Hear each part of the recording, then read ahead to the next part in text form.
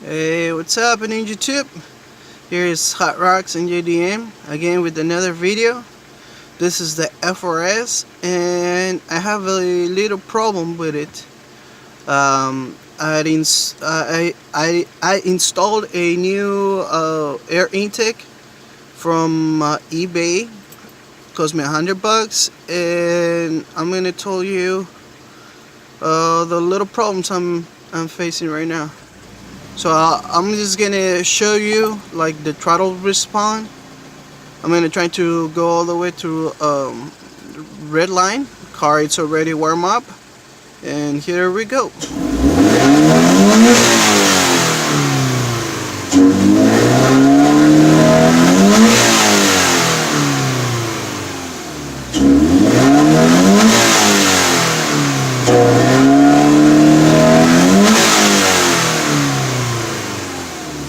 Alright, so I think that's it.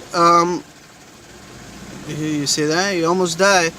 What I'm trying to show, it's the every time the RPM goes, once you rev it up and the RPMs are dropping, and let's say you want to catch up the RPM to not drop below 4,000 RPM, it stays on 4,000 between like 35 to 5,000 RPM. It stays in between those RPMs and stays there for a while into eventually it gets over those revs and it goes higher. But let's say if you're drifting and let's say you're going in second gear, pull e-brake, you go to it, and then you want it to get back on the throttle, this is gonna be a problem for me. So I'm gonna show you guys the type of intake it is, and I guess probably I need a tune to tell the computer I have this thing. But in this case, I do not have a tune. I will not go get it tuned. So what I'm gonna do, I'm pulling this thing out. I still have the original one, but if you ask me, this thing sucks. The quality was bad when it came all scratched and stuff. You can still see it. The good thing it was like underneath, but it was all scratched.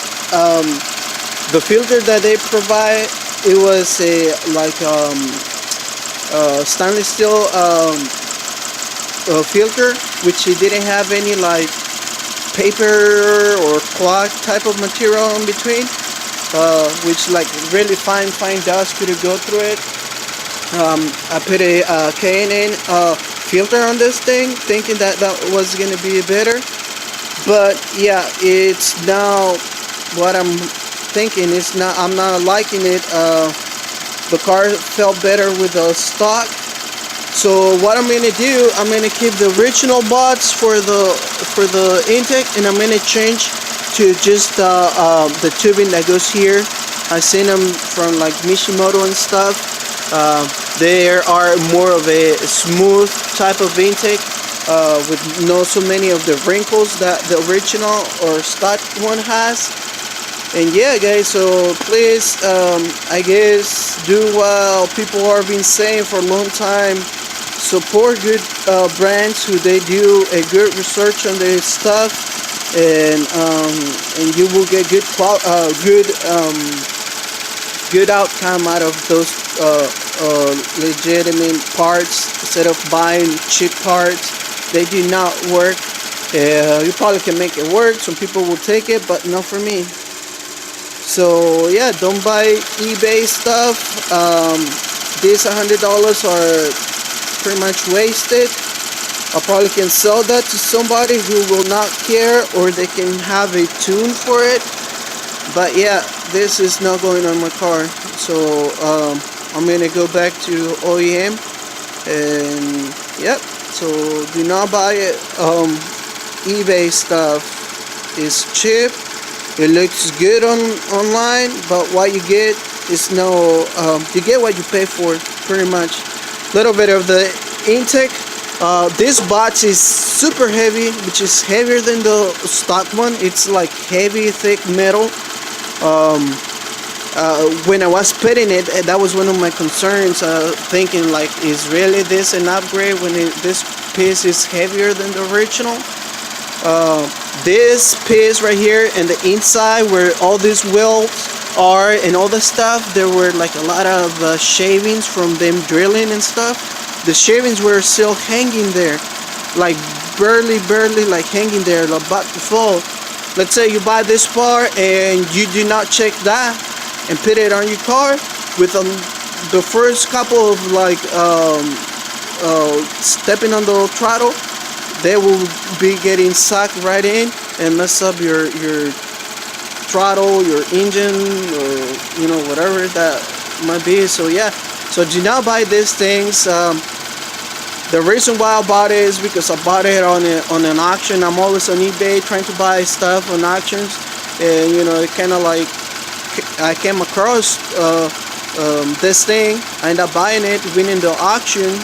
I got it shipped to my house. Like I said, it came damaged. I contacted the seller, and the seller gave me money back for it, like $20 because of the damage. And I took the money back, and yep, you get what you pay for. After I picked this one up, I started looking for, like, let's say like an engine or like one of those like name brand. And one thing I noticed on most of them, they have like a little tube inside, like a inner tube that kind of like bypasses some of the air that goes to the sensor. And that's I think what's going on to my car right now. When you step hard on the gas, too much air is going into the engine, and because I do not have a tune, like I say, the engine do not know what's going on. So it's like let's say like having a trouble in reading how much air and the mixture of the oxygen and all that will be. So that's what's happening.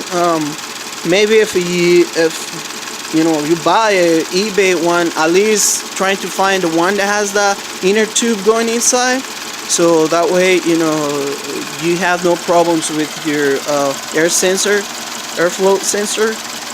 So yep, no good. I don't like it. Don't buy eBay. Man, I feel like I've been robbed. But obviously I didn't. I did it. I went in by myself, knowing where I was going into. And yep. So, yep. I'm gonna give you another shot about what I was talking about. So, I ain't good, and I'm gonna step on the throttle. Not fully, but you guys will kind of see how much I'm going for it. Here we go.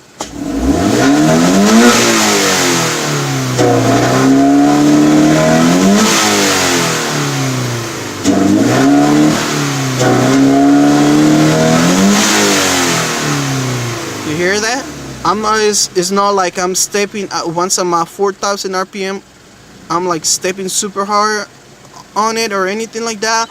I keep my feet steady from, you know, every time I'm going on it.